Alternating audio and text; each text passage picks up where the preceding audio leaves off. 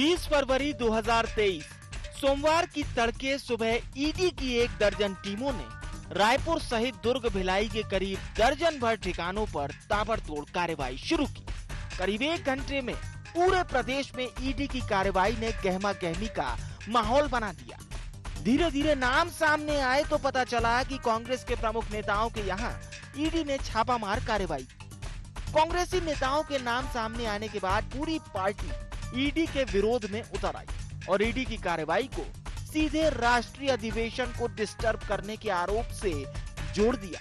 मुख्यमंत्री भूपेश बघेल ने सीधे तौर पर आरोप लगाए कि कांग्रेस से बीजेपी डरी हुई है, इसीलिए सिर्फ टारगेट करके इस तरह की कार्रवाई को अंजाम दिया जा रहा है। जब सीधी लड़ाई नहीं लड़ते हैं तब इस प्रकार से हथकंडे अपनाए जाते हैं।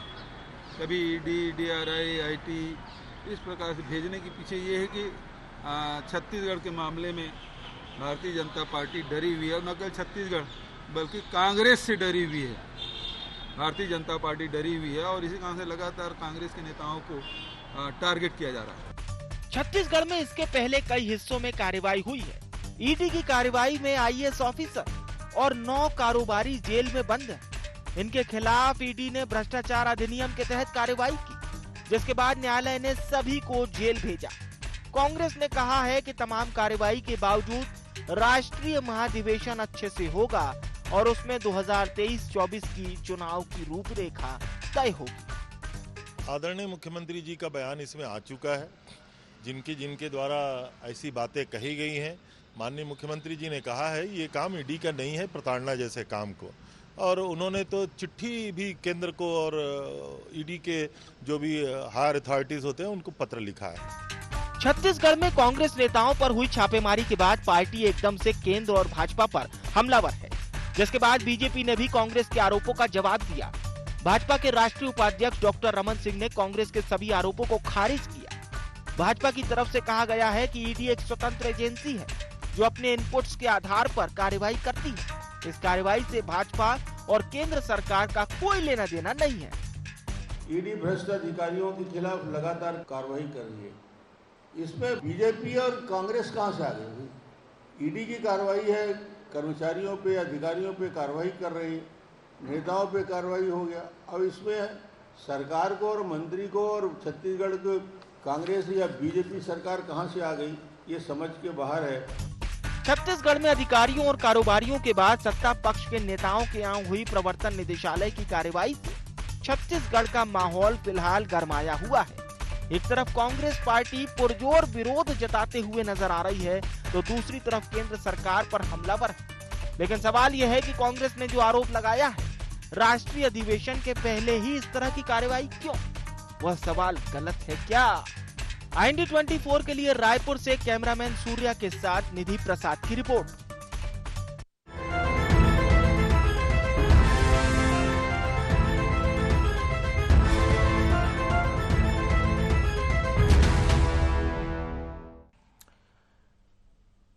नमस्कार, जय जोहार, गुहार। छत्तीसगढ़ में आप सभी का बहुत स्वागत है। मैं हूं विवेक पांडे आपके साथ। तो छत्तीसगढ़ में बीते 2 दिनों से किस तरह से कार्रवाई हो रही है और उस कार्रवाई का किस तरह से विरोध हो रहा है, और इसमें वे लोग भी शामिल हैं जो कार्रवाई को जायज बता रहे हैं और एक रूटीन प्रक्रिया बता रहे हैं उसी एजेंसी की जो कि कार्रवाई कर रही है।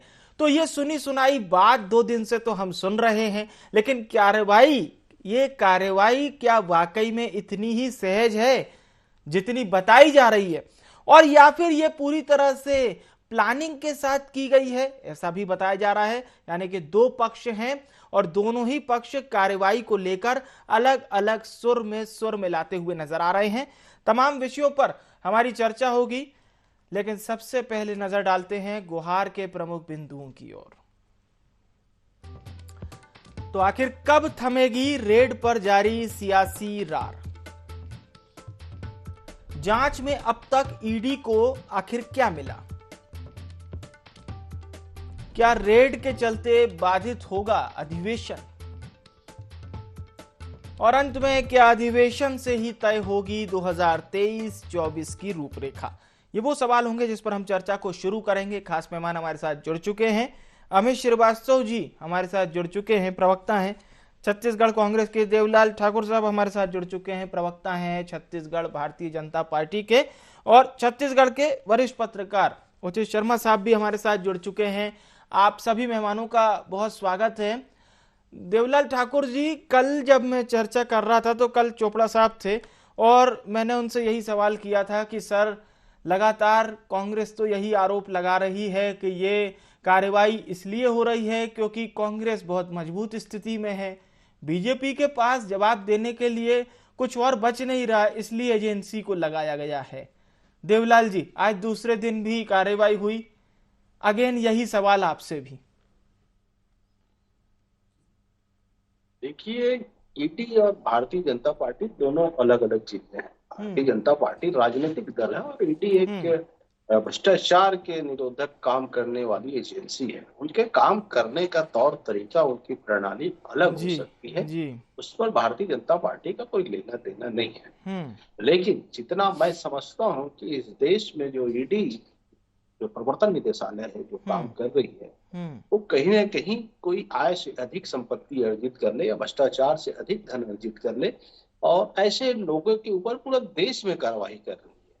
अगर पूरे देश में अगर कार्रवाई हो रही है, उस पर ये देखा भी जा रहा है कि जितने लोग आय से अधिक भ्रष्टाचार करके संपत्ति अर्जित की हुए हैं, काला धन रखे हुए हैं, बोरे बोरे पैसा भी मिले, हीरे जवाहरात, सोने चांदी, अवैध संपत्तियां, सारी चीजों का लेखा जोखा मिला।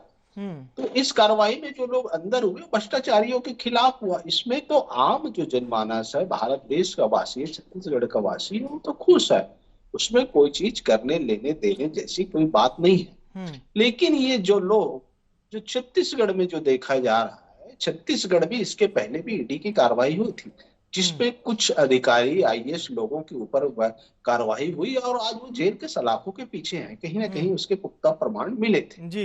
लेकिन अब ये जो अधिवेशन जैसे रोकने वाली बात कहती है, तो अधिवेशन को कौन रोका है? आपको अधिवेशन करने से कोई नहीं रोक रहा है। छत्तीसगढ़ में राष्ट्रीय कांग्रेस कमेटी का अगर अधिवेशन हो रही है तो होना ही चाहिए, उसमें कोई दिक्कत नहीं है। अगर मैं जो समझता हूँ, अगर अधिवेशन रोकने वाली बात होती तो मोहन मरकाम के ऊपर कार्रवाई कर देते, टीएस सिंहदेव के ऊपर कार्रवाई कर देते। सारा प्रेस कॉन्फ्रेंस में इस प्रदेश का मुख्यमंत्री सारा अमला ले जाता है, मुख्यमंत्री सहित प्रदेश सियासी गलियारों में ये चर्चा हो रही है कि जो मुख्यमंत्री जी के बेहद करीबी लोग हैं, उन्हीं के यहाँ पर छापेमार कार्रवाई आखिर क्यों हुई है? ये तो आपने भी सुना होगा कहीं ना कहीं।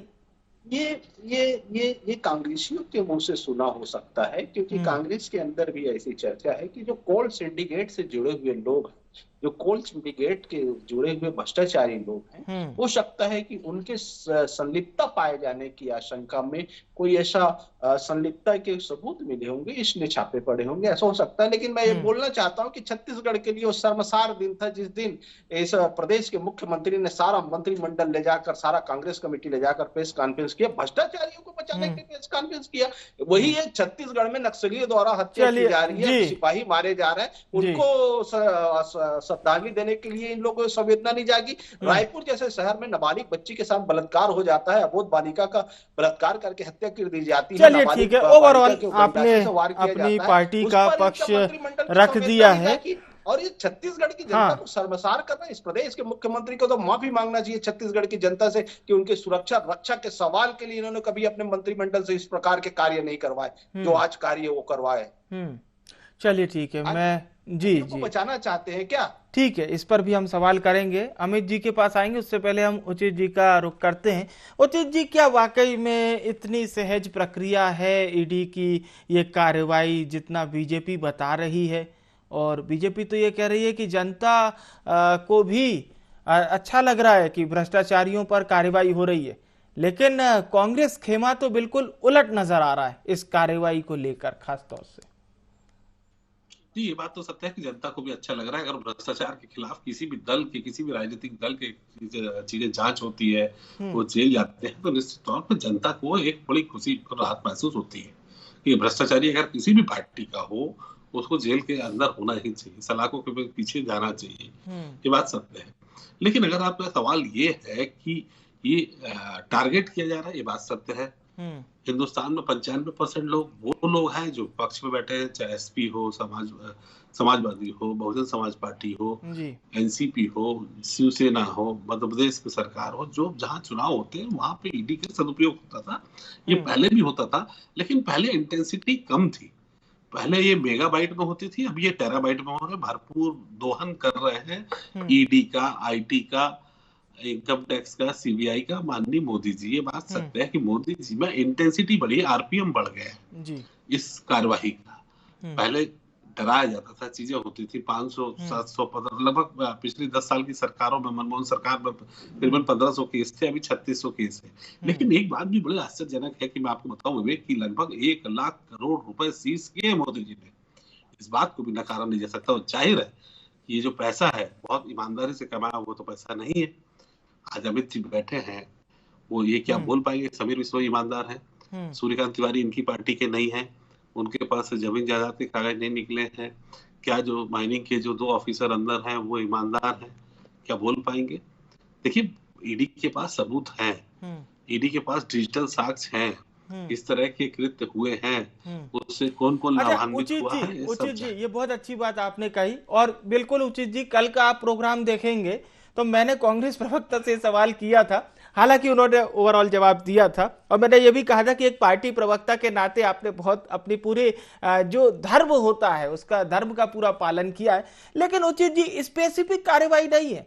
पश्चिम बंगाल में आप जाते हैं, अभिजीत बनर्जी के यहाँ छापामार कार्रवाई करते हैं, और फिर उसके बाद वो लोग जो टीएमसी में पहले हुआ करते थे फिर बीजेपी में आ गए, उन पर कोई कार्रवाई नहीं। अब वो लोग टीएमसी में वापस गए तो अब उन पर कार्रवाई हो रही है। मतलब क्या स्पेसिफिक नहीं दिखाई देता आपको? ये नहीं है ना, मैं वही बोल रहा हूँ कि सवाल ये है कि सेलेक्टिव लोगों पे क्यों कार्रवाई? क्या भारतीय जनता पार्टी के लोग पूरे ईमानदार हैं? क्या भारतीय जनता पार्टी के वक्त जब राम राज्य चल रहा था छत्तीसगढ़ में? नहीं ना जी। ये हकीकत ये है कि हमारी संवैधानिक संस्थाओं को पपेट बनाया गया है। पहले तोता मैना वाली बात है, पहले तोता थी सीबीआई, अब मैना हो चुकी है। तो यही बातें जो है कि अभी भी चल रही है। हमारे यहाँ छत्तीसगढ़ स्टेट में ईओडब्ल्यू का भी यही हाल है विवेक जी, एंटी करप्शन ब्यूरो का भी यही हाल है, क्योंकि स्टेट के अंतर्गत उन्होंने भी इसको पपेट बनाया हुआ है। ये वही केस को कंटिन्यू करेंगे या उस पर जांच करेंगे जो इनके फायदे के लिए हो। ये वर्तमान सरकार की बात बता रहा हूँ, इसके पहले भी वही हाल था। तो देखिए, जिसके अधिकार क्षेत्र में जो जितना फायदा उठा सकता है वो उठा रहा है। मोदी सरकार इसका जबरदस्त फायदा उठा रही है और मैक्सिमम स्पीड में इनको दौड़ा रही है। इस बात से कोई दो वाली बात नहीं है, ये सत्य है। सेलेक्टिव लोगों पे किया जा रहा है, ये बात सत्य है, लेकिन जिनकी यहाँ कार्रवाई हो रही है वो ईमानदार नहीं है। ये बहुत भ्रष्टाचार का पैसा इनके पास कूट कूट के भरा हुआ है। और आम आवाम जनता जो कह रहे हैं ठाकुर साहब, वो सत्य है कि वो खुश है। वहीं पे बस जनता ये भी समझ रही है कि भाजपा करवा रही है, और ये बात भी सत्य है। जनता ये भी समझ रही है कि खुशी एक बात है, लेकिन भाजपा करवा रही है, ये बात भी सत्य है। बिल्कुल। और मैं तो कहूंगा ये कार्रवाई पर जितना अच्छा आपने डिफाइन किया दोनों ओर से, वो वाकई में मतलब पढ़ने और समझने लायक चीज आपने बताई है। अब अमित जी, सीधी सी ये बात है कि कितनी आक्रामक कांग्रेस नजर आ रही है, ये तो 2 दिन में हम लोग देख चुके हैं, कल भी देख लिए, आज भी देख लिए। पर अब कांग्रेस के पास क्या जवाब है? ये कार्रवाई तो हो रही है, और जो इसमें ईडी चालान पेश करेगी या जो भी XYZ भविष्य भी, वकालत को आप भी बहुत अच्छे से समझते हैं, लेकिन कांग्रेस क्या करेगी? अब कांग्रेस के पास क्या है द्वार जो इस पूरी मझधार से कांग्रेस को कम से कम निकाल सके, अगर ये है मझधार आपके लिए? तो जी, मैं आपको बता दूं कि मुख्यमंत्री जी ने पहले ही कहा था, अगर कोई भ्रष्टाचार करता है उस पर आप कार्रवाई करिए, हम आपके साथ खड़े हैं। लेकिन आज आप देखिए कि देश में बैठे हुए हुक्मरान, इन्होंने कई देश में परिभाषाएं बदली हैं और एक नए तरह की पॉलिटिक्स ऑफ हैरेसमेंट जिसे कहा जाता है, उत्पीड़न और प्रताड़ित करने वाली पॉलिटिक्स इस देश में नया प्रथा चालू हो गई है पिछले 9 सालों से। अभी आपने स्वतः ही कहा कि बंगाल का आपने एग्जाम्पल दिया। मैं आपके माध्यम से बताना चाहता हूं कि चाहे बंगाल हो, चाहे असम हो, चाहे हेमंत विश्व शर्मा जी हो, चाहे फिर शुभेंदु राय जी हो, चाहे फिर मुकुल रॉय जी हो, और चाहे रेड्डी ब्रदर्स हो, ऐसे अनगिनत लोग हैं जिसको पहले ईडी का डर दिखाया गया और बाद में भाजपा के लोग पानी पी पी के उनको गालियां बकते थे कि वो शारदा और नारदा स्कैम में आरोपी हैं, और उनके ऊपर ईडी ने कार्रवाई भी की। लेकिन उसके बाद वो बीजेपी ज्वाइन कर लेते हैं और पूरा केस को रफा दफा कर दिया जाता जाता है, उसके बाद क्या उस केस में हुआ, ये भाजपा के सम्मानित प्रवक्ता को भी बताना चाहिए। मतलब एक fair and lovely scheme BJP चलाती है कि आप आइए, बीजेपी गाली बकेगी और उसके बाद बीजेपी में शामिल हो जाइए और मिस्टर क्लीन बन के आप बाहर आ जाइए। तो लगातार ऐसी पॉलिटिक्स इस देश में किया जा रहा है। ऐसे विभिन्न प्रदेशों के हमारे पास एग्जांपल्स हैं। अब रही बात, आपको मैं ईडी के विषय में कह दूं कि ईडी इस देश में 112 बार हमको टारगेट इन्होंने किया है, अलग अलग दूसरी पार्टियों को किया है। और इनके हमारे समय में जो 4 से 14 तक 112 बार कार्रवाई हुई, 120 बार कार्रवाई हुई, और इनके समय में 3010 कार्रवाई होती है। और विवेक जी, जब आंकड़े में आपके डिबेट के लिए चेक कर रहा था, तो उसमें 95% जो कार्रवाई हुई है वो भाजपा गैर भाजपाई नेताओं पे हुई है। मतलब आप नान घोटाले के आरोपियों पर ईडी जांच नहीं करेगी। चिटफंड घोटाला 6000 करोड़ का है, हम बार बार कहते हैं, मुख्यमंत्री जी ने कहा है, लेकिन पूर्व मुख्यमंत्री जी पे आप उस पर ईडी कार्रवाई नहीं करेगी। तो क्या इस देश में प्रजातांत्रिक मूल्यों का हनन करने की कसम खा ली है बीजेपी ने कि चुन चुन के पॉलिटिकल जो उनके अपोजिशन के लोग हैं, उनके ओपोनेंट हैं, उनको प्रताड़ित करे और उनको ईडी के माध्यम से फंसाए? और जिन देश की जनता कह रही है विवेक जी कि भाजपा के 3 जमाई आईटी, ईटी, सीबीआई, तो देश की जनता ये समझ रही है कि प्रजातांत्रिक मूल्यों का हनन इस देश में, और बार बार अगर कोई कर रहा है प्रजातांत्रिक मूल्यों का, अगर किसी ने हनन करने का प्रयास किया, कलंकित करने का बार बार कोई प्रयास कर रहा है, तो वो बीजेपी है। अब देश की जनता कह रही है कि इस देश में लोकतंत्र की हत्या निरंतर जारी है, बीजेपी लोकतंत्र की हत्यारी है। तो आज आप देखिए कि आपका एक कभी आप 4 प्रश्न आपने किया था, उसमें आपने कहा कि क्या अधिवेशन बाधित होगा? बिल्कुल भी नहीं साहब, हम अपने कार्यकर्ताओं के बल वाली पार्टी हमारी है। हमारी पार्टी का आजादी दिलाने का गौरवपूर्ण इतिहास है, और हम उस आजादी दिलाने के लिए विवेक जी, जब हम उस आजादी के लिए मैं बता देता हूँ आपको, तो क्या इन संघियों से डरेंगे? अधिवेशन बाधित वाला सवाल भी मैंने इसलिए किया क्योंकि कल आप लोग यही कह रहे थे कि भाई अधिवेशन को बाधित करने के लिए ऐसा प्रयास किया जा रहा, तो वो हमारा सवाल था। देवलाल जी, अब ये, लेकिन हम उसे कामयाब नहीं होने देंगे।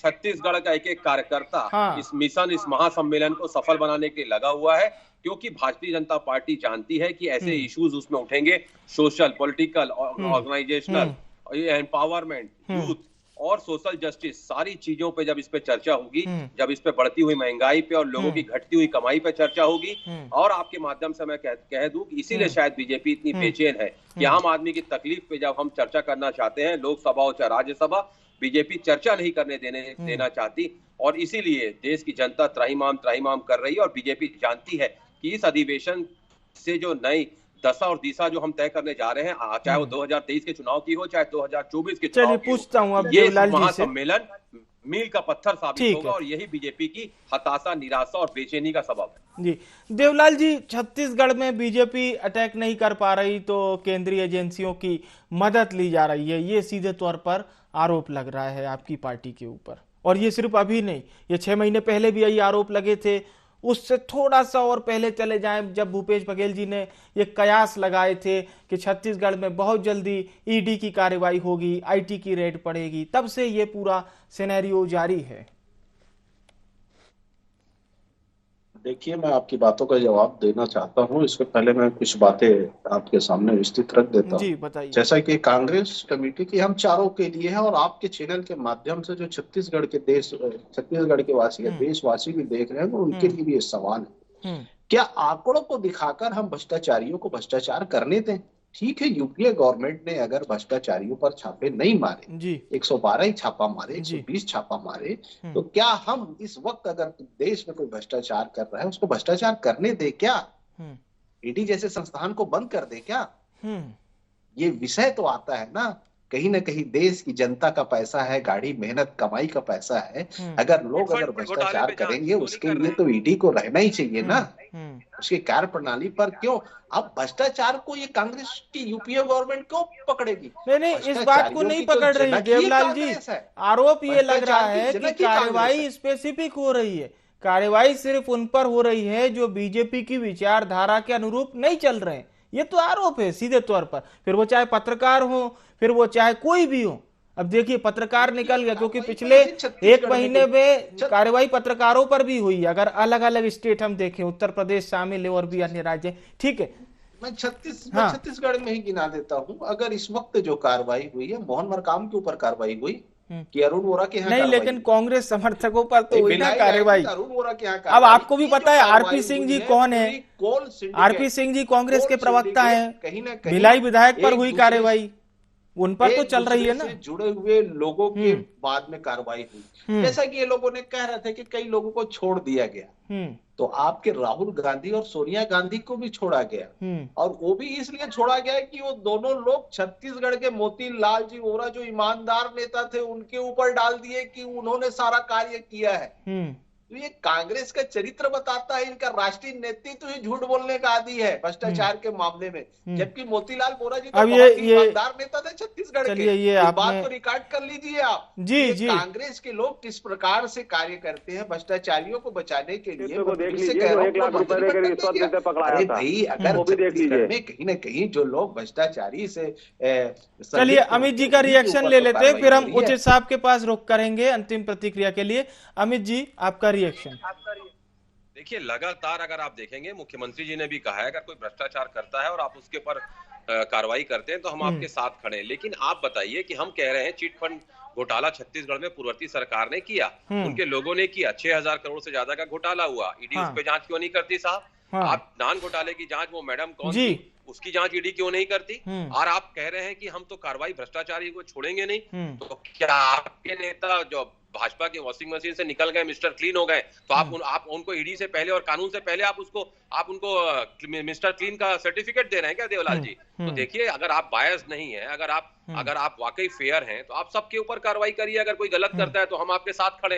लेकिन देश में सिर्फ 95% भाजपा गैर भाजपाई नेताओं पे कार्रवाई करना ये दर्शाता है कि आप प्रजातांत्रिक मूल्यों से और लोकतंत्र से हमसे लड़ नहीं पा रहे हैं। इसलिए ईडी, आईटी और सीबीआई को अब अपने साथ में आप चुनाव लड़ाने के लिए खड़े कर लेते हैं। तो आप फेयर होकर चुनाव लड़िए ना, आ जाइए मैदान पे, लोकतंत्र में लोकतांत्रिक तरीके से चुनाव लड़ लीजिए। लेकिन आपकी हिम्मत नहीं है, आप तो चुनी हुई सरकार। चलिए मैं उचित साहब के पास रुख करता हूँ। इस कार्यक्रम का एक निचोड़, एक सार निकले और हमारी जनता तक भी जानकारी पहुंचे। ठीक है देवलाल साहब, श्रीवास्तव जी, अब उचित शर्मा साहब को अब हम समय देते हैं। देख लीजिए साहब, समय बदलेगा, चिंता मत करिए। चलिए ठीक है है। देवलाल जी प्लीज देवलाल जी, आप भी पर्याप्त आपको समय मिला, बातचीत का पर्याप्त समय मिला। उचित सर, आपकी एक प्रतिक्रिया फिर इस कार्यक्रम का समापन। जवाब नहीं जी होता, ठीक है, डिस्टर्ब करने की कोशिश करते हैं। ठीक, उचित सर जी जी जी उचित जी। देखिए, जिस तरीके से ये पे पढ़ रहे हैं, जिस तरीके से कार्रवाई होनी चाहिए, वो एक सूत्री मांग सबकी है, अगर आम जनता की है, बाकी दलों की है कि भाई कार्रवाई, ईडी के कार्रवाई का कोई खिलाफ नहीं है, मगर ये सेलेक्टिव ना हो।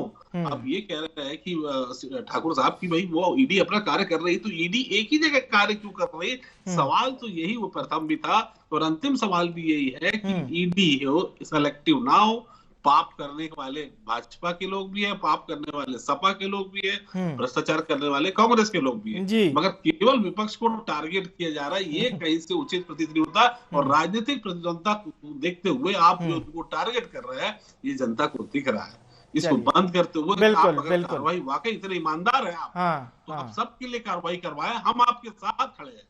परम सत्य बात आपने कही दी है। ईमानदारी से जांच करवाए और सब दलों की जो भी भ्रष्टाचारी है उनको बाकायदा आप जेल में डालो। शुभकामनाएं आपके लिए और आपके दल के लिए। बिल्कुल बिल्कुल, लेकिन पार्टी देख के, नेता देख के कार्रवाई मत कीजिए। बहुत बहुत शुक्रिया, धन्यवाद आप सभी सम्मानित जनों का हमारे साथ चर्चा में जुड़ने के लिए और अपने पार्टी की राय, अपने पार्टी का मत जनता तक पहुंचाने के लिए। सवाल ये भी उठने लगा है कि राष्ट्रीय एजेंसियां कार्रवाई तो करती हैं, लेकिन सरकार के कहने पर। अब यह आरोप है, यह आरोप सिर्फ राजनीतिक दल नहीं लगा रहे। जब नुक्कड़ ठेलों पर चर्चा होती है राजनीतिक दलों के बारे में, तो यह चर्चा भी होती है कि सीबीआई हो, ईडी हो, इनका कार्रवाई करने का तरीका राजनीतिक हो चला है। ये उसी दल पर कार्रवाई कर रही हैं जो मौजूदा वक्त में सत्ता में नहीं होता है, यानी कि विपक्ष में होता है। और यह साफ तौर पर आरोप एक दफा या दो दफा नहीं, कई दफा लग चुके हैं। अब सरकार में रह रहे हुक्मरानों को ये सोचना भी पड़ेगा और थोड़ा समझना भी पड़ेगा कि जो विश्वास इन एजेंसियों ने स्वतंत्रता के बाद से कमाया था, क्या आज वो बरकरार है जनता के बीच में? ये सवाल केंद्र के लिए रहेगा। गुहार छत्तीसगढ़ में इतना ही। मुझे आने विवेक को दीजिए इजाजत। नमस्कार।